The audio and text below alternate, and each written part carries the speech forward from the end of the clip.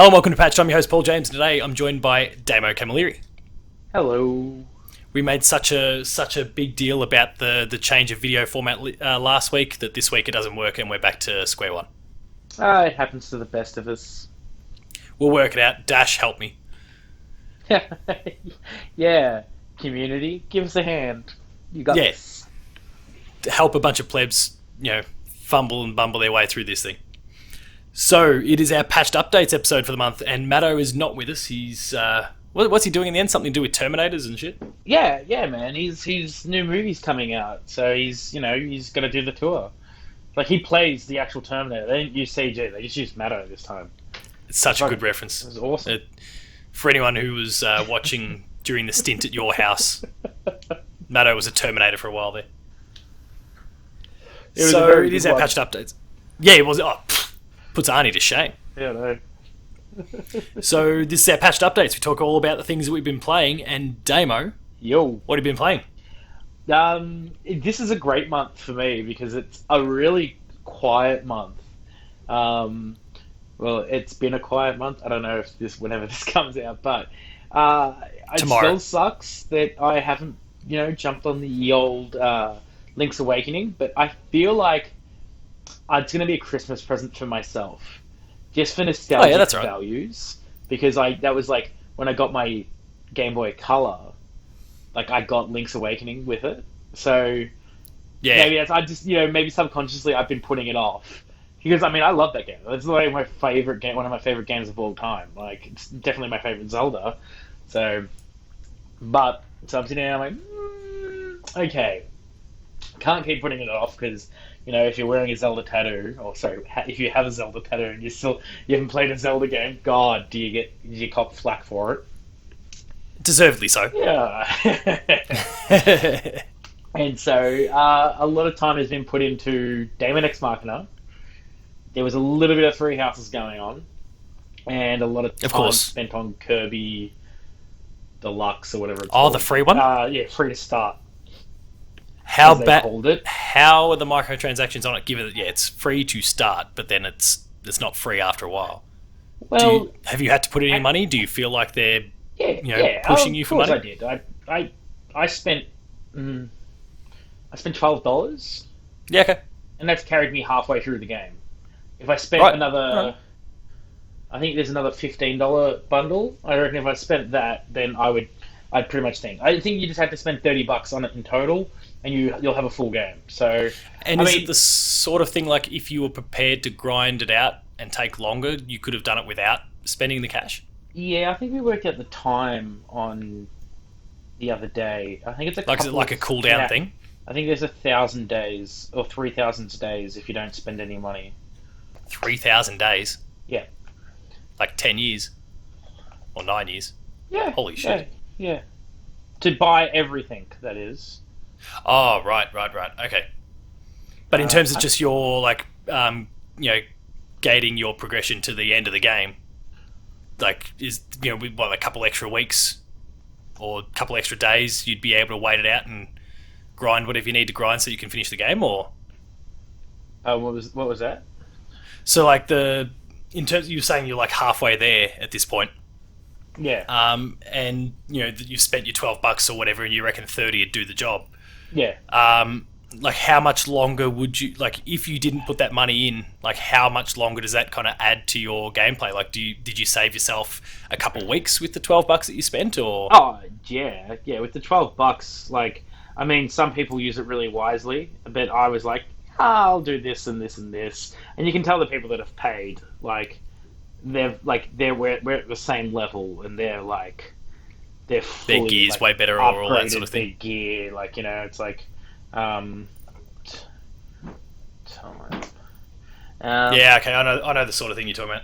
Yeah, but look, it's not a bad game. It's a fun game. Chuck on, dick around with thing. I spent money on it because I think that anything that's got a good bit of value to it, you should spend some money on it. If you were a fan of Angry Birds, you used to have to pay for Angry Birds, $4 or whatever like that. And you can spend $4 on this game, and Like, I mean, look, if you spent $15 on this game, it's a legit enough to get you through it. Like, it just takes you a lot more time, but at the same time, like Yeah, right, I'm with you. it's like Monster Hunter. Yeah, you have you have 40 minutes to kill a monster. In this, you've got 4 minutes to kill a monster. You don't have to kill everything in the first 10 seconds. Like, yeah, you get the platinum medals. Yeah, there's more apples that you unlock and stuff like that with better gear. But there's plenty of gear that you can just thing, and especially if you're playing on the online section. You know, you get a boost in leveling and stuff like that. Yeah. That sounds alright then. So what have you been doing with Fire Emblem and what was the other one that you mentioned? Daemon X Machina. Fire Emblem, just more of the same, I assume. Oh yeah, Daemon X Machina. Yeah, talk a little bit about that because you're obviously really keen on that game before it came out. Is it still tickling your pickle? Yeah, well, we'll talk about the Fire Emblem first because I can dive into that. So Fire Emblem, I just jumped back on, did a little bit more of a Blue House thing, and I was just kind of like, I've got other games to play. Like, I'm glad I've touched base with this. It's still a lovely game. Not a massive fan of the DLC that's coming out, to be honest.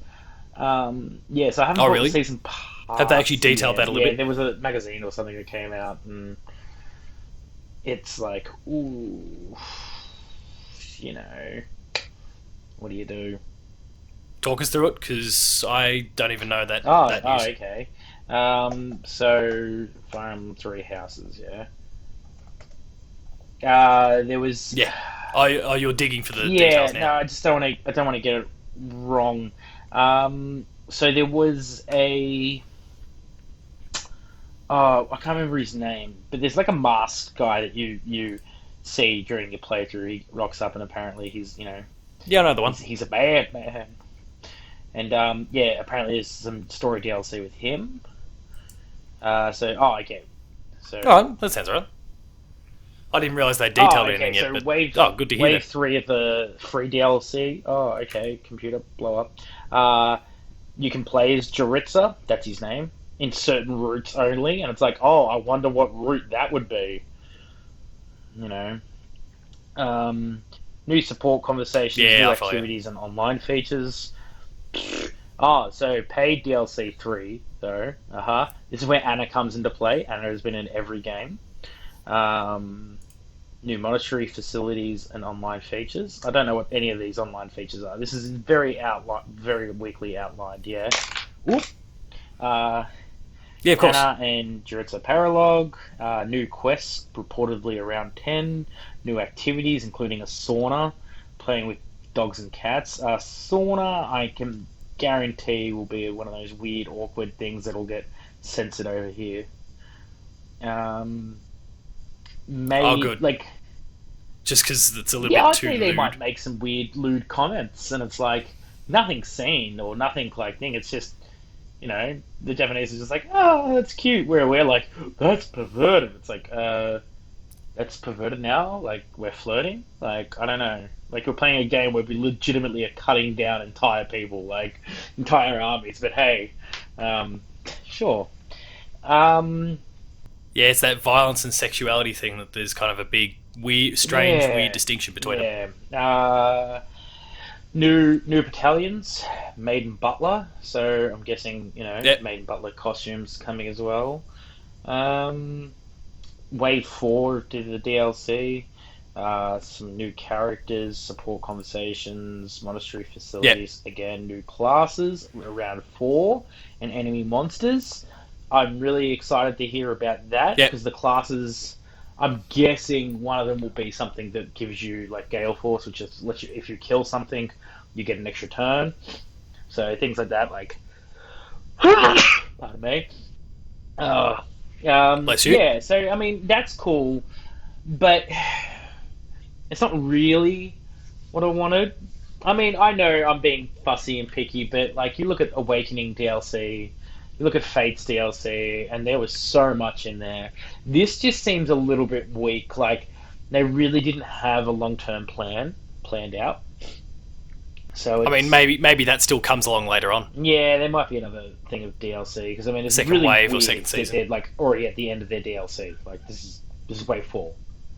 Yeah, like we know there's got to be more than that then. new costumes for the for your Byleth or Bayleth or whatever the people say.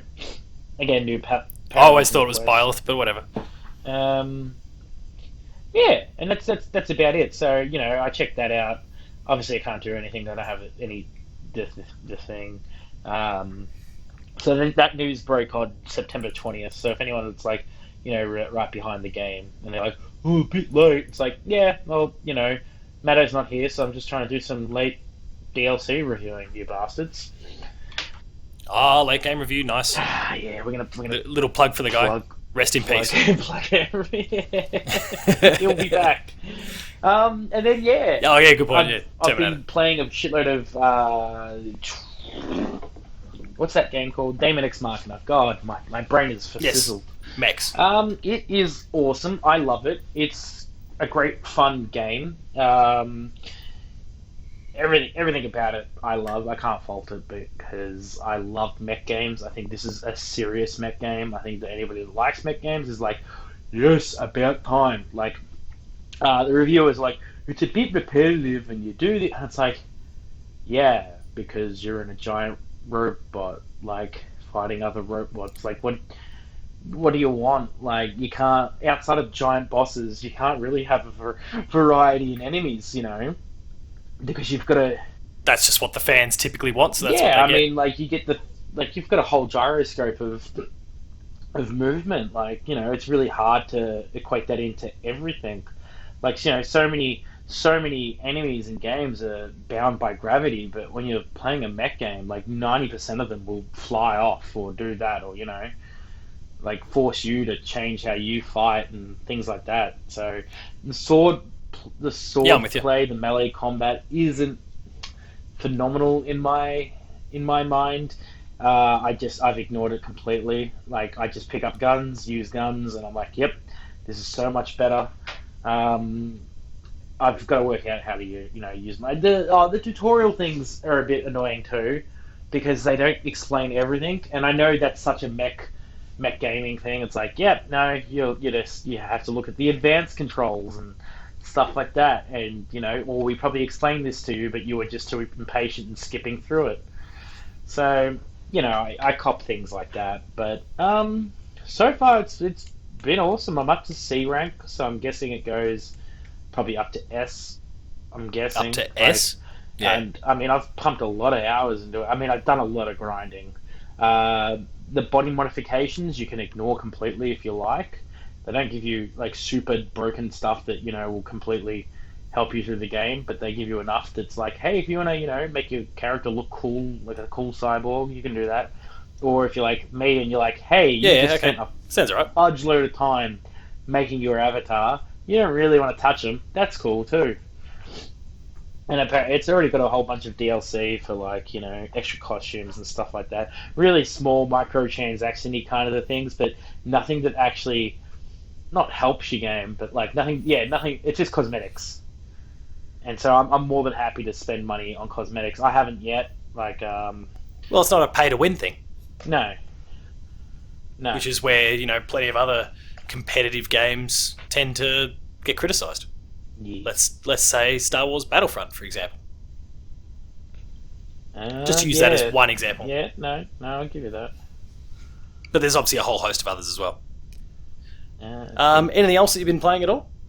No, that's been it. It's only the 3. Like I said, it's been a real quiet month. It's weird. Like yeah, I agree. Because obviously holidays had just passed, so things are happening. And like so I've had to send my Pro controller off to get fixed. I still haven't. Oh, what happened? So when you use your Pro controller, it gets a bit of chalky, dusty shit on it.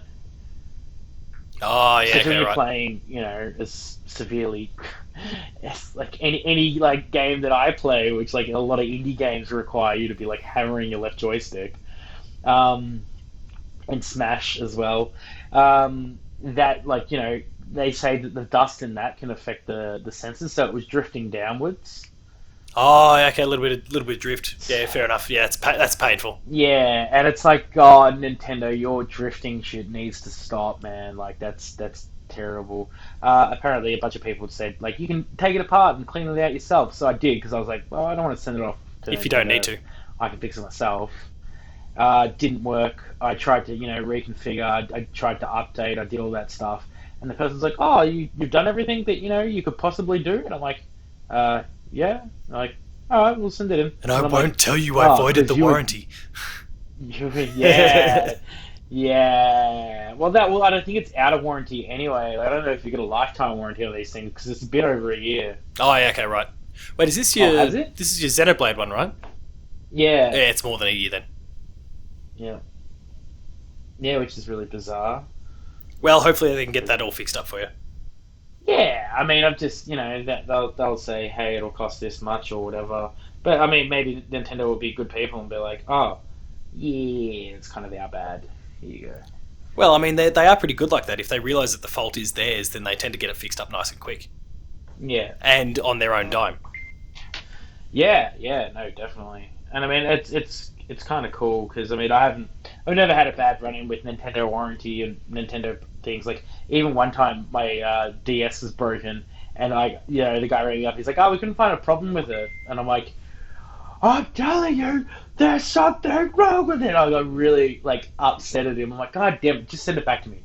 And somebody was sitting there listening into my conversation. You realize they're trying to tell you they fixed the problem for you, but they couldn't, in air quotes, find a problem with it. I'm like, good guy Nintendo. Because it would have been such a small thing. They just moved one of the spring wires or whatever that was connecting the game.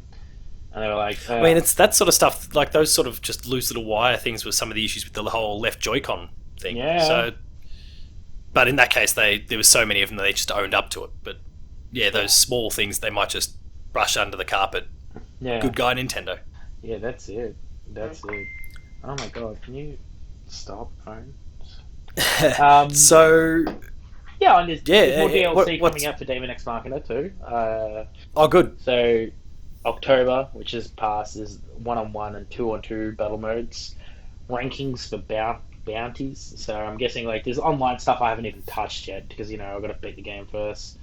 3 collaborations with popular franchises, adding costumes and arsenals.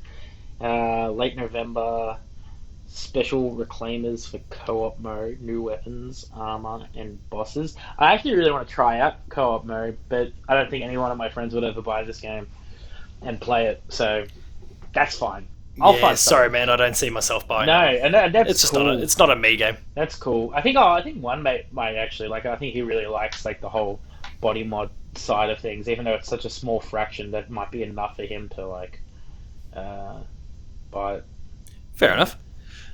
What's on the? Are you just going to stick with those games for the next little while? Is there anything that you're going to drop everything for? I mean, Pokemon's now only a couple of weeks away. Yeah, I know. Death Stranding's a week away. So unless Star Wars is 2 weeks away. Unless Pokemon reveals what the goddamn last evolutions look like from the starters, I'm not buying the goddamn game. I need to know before I play the game who I'm choosing. Oh, that's fine. By the time the game does come out, there's no way that people won't know what it is. Yeah, well, they're taking their goddamn sweet time. Normally by now I know. I've planned. Yeah, I thought it was a bit odd. I've planned my Super 6 already. But no, they're giving no details. I mean, the mystery's good sometimes. It is. Because we do know Pokemon and its formula pretty well, so... Yeah. There's pros and cons to both. Yeah. So, flipping things over to what I've been playing lately, like you, it's kind of been a quietish sort of month, like you were saying. Obviously, there's lots of different things I tried out at PAX, and you can go and check out our PAX episode where myself and Matto talked about that. But as far as what I'm playing at home, very recently I played Tom Clancy's Ghost Recon Breakpoint, which is a massive turd. Oh god, I think you were going to say it was a masterpiece, and I'm like, oh, cool. No, thankfully I got a freebie courtesy of Ryan Betson from the Pop Culturist, who had a spare code that he'd been sent by Ubisoft, so we decided, he'd send it my way and we could do a little bit of co-op and all that sort of thing. the only redeeming feature of that game is the fact that you can play it in co-op and chat with a friend at the same time, because the game is a steaming pile of shit, and Ubisoft actually admitted it too. Wow. So don't go buying that one, folks. But if you want to learn more about it and learn more about how bad it is, myself, Matt, and Sean have got a Player 2 Plays on the website for it. On the YouTube channel, and Sean is doing a review for the game. That poor sucker. So go and check that one out on the Player 2 website as well. But aside from that, it's kind of been. I did play Goose Game in the last month. Oh, nice choice. I haven't played Zelda that came out the same day, but I did play Goose Game, and I finished it in one sitting. I honked at a lot of people, and I had a lot of fun doing so. So win-win. I'd like to see Untitled Goose as a Smash character. That would be fantastic. Oh. Jeez, the internet has been amazing since that game came out. He just pops up as the new reveal for Smash, or he's. I'm waiting for someone to. I don't know if you saw it after Resident Evil 2 remake came out. There were all sorts of mods going on with what do you call him, Mr. X? And my favourite was the Thomas the Tank Engine one, but I'd love for it to be the Goose that just comes marching. Have you not seen the Goose yet? Oh, that does exist now? That happened almost instantly. It was fucking hilarious. It just. It's like, oh no, shit. Oh, this is awesome. Well, I know what I'm doing as soon as we finish recording. That's brilliant. But the main two that I've been playing, especially in probably the last 2 weeks, have been Medievil, most recently. Thank you to PlayStation for sending us a code for that. The review is coming to the Player 2 website fairly soon. I can review that for you if you want. Were you a Medieval guy back in the day? Oh, yeah, but man, when I finally was able to get my hands on it, I played it, I was like, wow, this is the coolest game ever. I was pretty negative on the game after I played the demo that they put out, which is basically just the opening level. Yeah. What was it, like a month ago or something like that? I recorded a Player 2 Plays for it, and I was less than impressed as I went through it. Yeah. But now that the full game's here, and I got through that, and I'm starting to. I think I'm about halfway, maybe 2/3 of the way through the game, with every intent of finishing it tonight or tomorrow. I'm really, really coming around on this game. Like it's not a game of the year. It's not. It's probably not even. I mean, not that we use numerical grades. It's probably not even an 8 out of 10.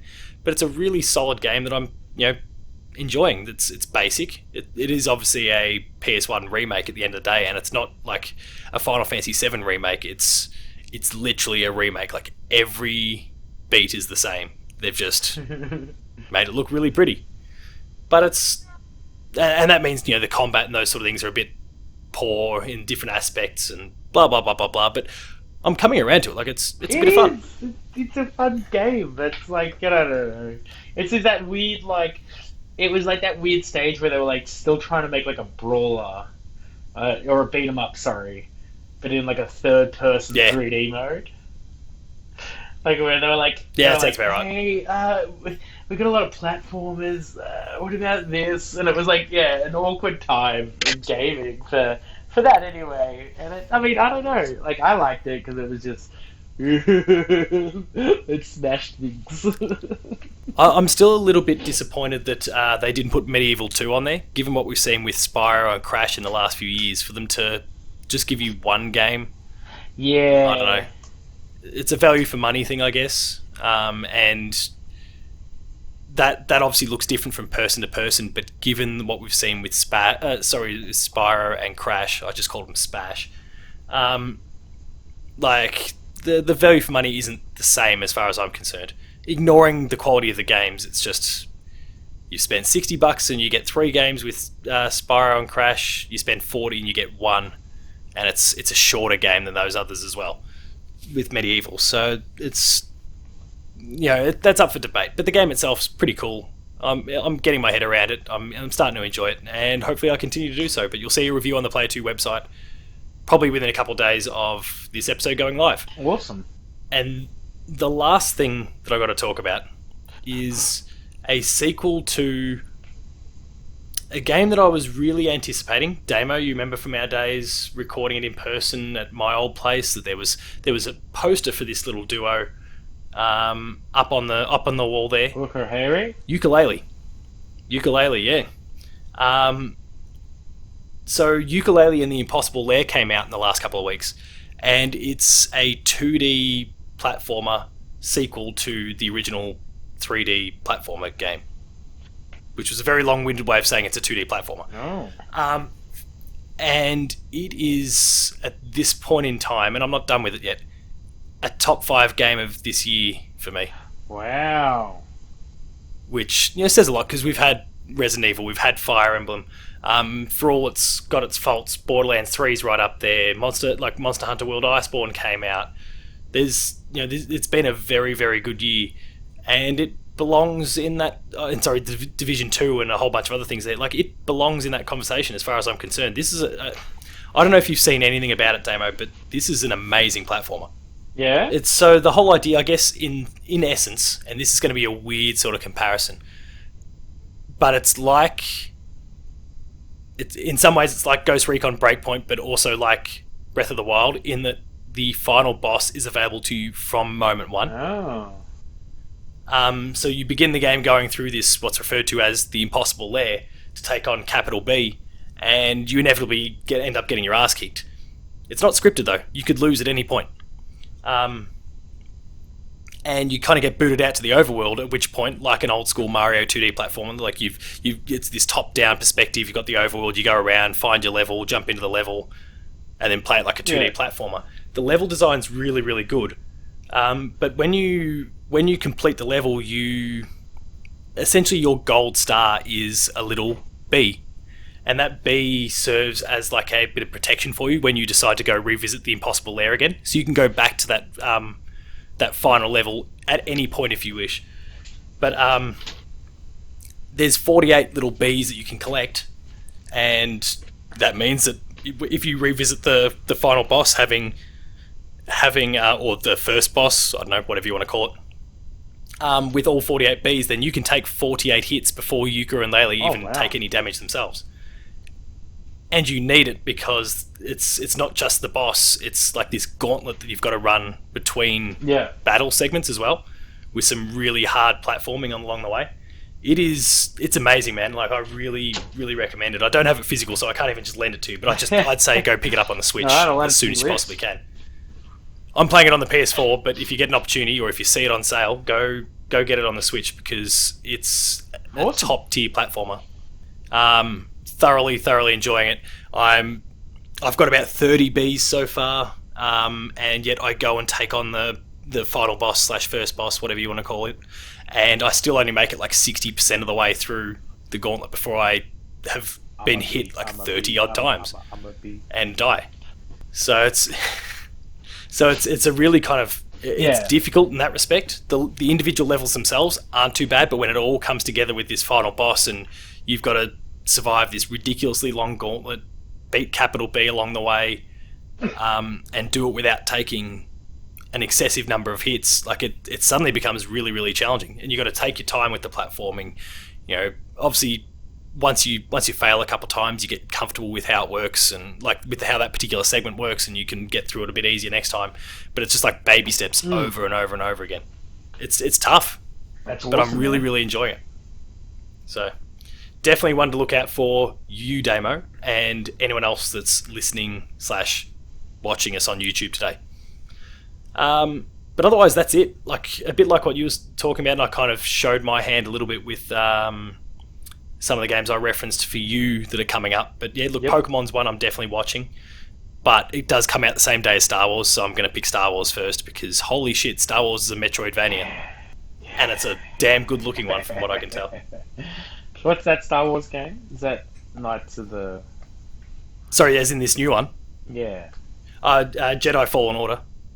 Jedi Fallen Order. Okay. It's out the same day as Pokemon, so as if that's not a massive problem for a lot of people. Oh, okay, yeah, I remember that one. And I think The Mandalorian comes out the same week. Probably. It's good TV series. To like drop a bunch of your eggs in one basket sometimes. And then we all get hyped for episode 9. Especially because everyone's big concern about episode 9. For no good reason. It's going to be great. I don't know. Yeah, because 8 was a brilliant movie. I thought so. I don't know. I can't tell if you're being serious or not. I thought it was a great movie, and then I rewatched it and I went, oh no. Oh, there's a few little holes, but it's not perfect. But I still thoroughly enjoyed it. Yeah, but that's a conversation for a different episode. A whole completely different podcast. Or maybe a whole other show. If somebody wants to hit us up and get us on our show, we'll happily discuss Star Wars with you. Or Doonies can sponsor us, and we'll create a movie, a specific Star Wars show, and we eat their hot chips at the same time. Welcome to Hot Star Ones, where we eat hot chips. But then Star Wars. I'm tempted by Death Stranding, but I'm going to wait and see what happens with the reviews. They come out apparently on the 1st, so this Friday, or maybe Saturday, depending on when specifically the embargo lifts. This Friday, Saturday is when the reviews start to drop for Death Stranding, so I'm going to be keeping a close eye on that. You'd want to think a Kojima game, there's a pedigree there and it should do well, but I don't know. There's a couple little things that, and I won't be naming names because I can't, and it's not fair. But there's little things that I have seen slip out from people who I know are playing the game, and they weren't overly impressed. So I don't know. We'll wait and see. Yeah. But they didn't seem impressed anyway. They were trying to be vague, and if you had even a clue about what game they might have been referring to, then you could tell it was Death Stranding, and you could tell that they weren't overly happy. So I don't know. We'll wait and see. Yeah, I don't know. Like, I'm tossing people under the bus there, which is why I'm not naming names. Yeah, no, that's cool. But like, I quite clearly like suggesting they did not detail it. I feel like it's one of those games. It's us reading between the lines. It might get better with more people playing it. Who knows? We don't know. Like, we don't know anything about it. So like, it's a weird one. Yeah. There's so much mystery actually behind it. So it's like, I mean, don't get me wrong. Like, maybe sometimes the game, like the controls are shit. Maybe the story's not that great or whatever. But I mean, I guess it's one of those things you just kind of have faith when it does drop. See what people are saying. Kind of, test the waters yourself. I don't think it will have a problem like we did with No Man's Sky. But I do request. I don't know when this comes out. When does this podcast come out? Tomorrow. Okay, awesome. Anybody the day we listening record tomorrow. To this, okay, you need to check your kids, especially the kids that Halloweening. Yeah, they're going trick or treating, right? I've heard word on the street, people are actually dropping copies of WWE 2K20 into the bags. Now, if your kid gets one of these things, all right, just you call the police, like try and figure out who did drop it in there, like and console them. Okay, we'll get through this together because nobody should be put through that kind of torture. Yeah, it's pretty bad from what I've seen online, and Matt's review went up, and you might be able to make... Did you see his review at all? I've never seen like a review where I actually was like, my heart was sinking for like the pain that was like being translated. I was like, so you did read Matt's review? Yeah, of course. As soon as I saw like just the sheer rage in his tweet, I was like, I gotta read this. I had to laugh at his little box quote at the end where it said, I would rather swim through a pile of Kane's sweaty undies than play another match in this game. And then he gave it Player 2's first ever F. Yeah. And it's not even the bit. I mean, Matt, you put together a brilliant review. I appreciate it, and it was a great read. It's not even the best WWE review that we've had on the site before. Damo, I'll be linking you to that afterwards. But actually, just go check out our WWE 2K18 review. Yeah. Which is nothing short of brilliance, that review. It's an open letter to the developers asking if they're okay. Like, it's... Oh, I was so happy when I saw that one pop up. But that's another story for another time. And the other one that I'm watching very closely, and again, it's this week of Halloween and all that, but Luigi's Mansion 3 is out this week. Oh, no way. And I love me some Luigi's Mansion. And I played Luigi's Mansion 3 at PAX. I thoroughly enjoyed what I played there. It just affirmed it for me that I wanted to play that thing, and day one is exactly when I'll be playing it. So I think that's this Thursday. It is this Thursday. So get that in my life. But otherwise, that's it, I think. Fair enough. Anything else you want to add to the episode, or are we going to wrap things up? I guess we can wrap things up. I don't know if there's any games. I mean, I did jump on the Nintendo eShop today. There's been a whole bunch of things that have been dropping, and it's like, oh wow, I'm falling behind, falling so far behind. But I guess that's my fault for realizing that Yu-Gi-Oh! GX is on Amazon Prime. And then one of my students was actually talking to me like, there's like a Duel Links game of Yu-Gi-Oh! It's $60 on the Nintendo. I'm like, yeah, I did see that. And apparently it just goes right through all the shows. So it's like, oh, that might be kind of cool. Like, I mean, I've heard reviews that say, if you did like the shows and stuff like that, it's probably your best way to, get a feel for them. And I'm like, I mean, if it goes on special, there's a chance Damo might actually buy it. Other than that, nice. I do have to smash through Daemon because Christmas is coming, and that Zelda will be mine. And of course, then there's the onslaught of games that are coming early next year that you need to get ahead of, like Final Fantasy VII, for example. The Last of Us, bro. Don't. I'm going to cry still. I'm still upset. It's okay. I know they need it. I know it'll be a better game, and I know it's good for the developers. But I still want the game now, and that makes me upset. Yeah. I get you. You're consoling me. Stop that. That wraps up this episode. If you've enjoyed it, be sure to like, share, and subscribe to the channel. If you're on podcast feeds, chuck us a 5-star review to help boost the show up the charts, improve the exposure of the show. And same applies to Dev Diary and the Player 2 Pixelcast as well while you're at it. Visit the website, player2.net.au, where you'll find reviews, previews, opinion pieces, news, features, a whole bunch of stuff about the Player 2 Marathon, which is on this weekend, the 24-hour live stream for the Terry Campese Foundation. After we managed to, we set the goal of $3,500 last year, and that got smashed. We finished on close enough to $4,500. We've set the bar this year at $4,000, so we're hoping that kind donations will get us there again.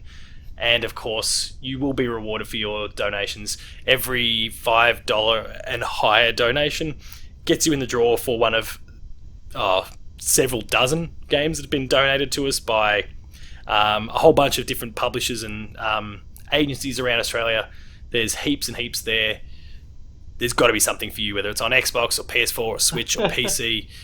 You'll be good. So $5 is all it takes, but any donation, we'd really appreciate it. It's going towards a great cause. There's Twitter. Damo, where can you be found? At Tacos Talks. I'm Paul James Games, and the website's Player2AU. Also catch us on Patreon, speaking of donations.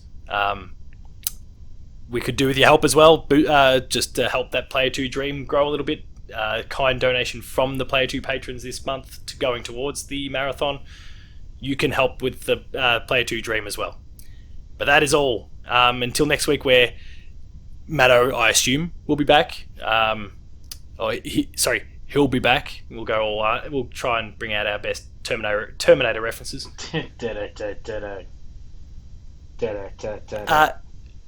Until next time, thanks a lot for watching, and we will see you next time. Bye. See ya.